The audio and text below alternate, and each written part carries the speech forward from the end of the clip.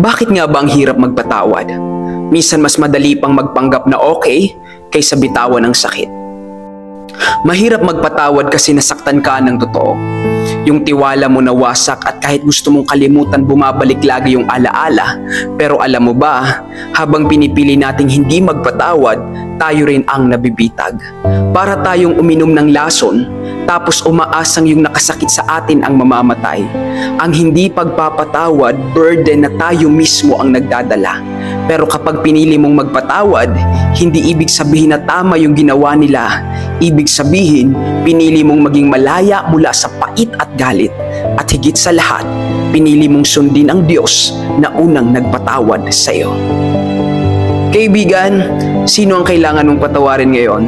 Para sa kapayapaan mo, simulan mong bitawan. Kung nakarelate ka, i-share mo ito para may matulungan ka ring makalaya.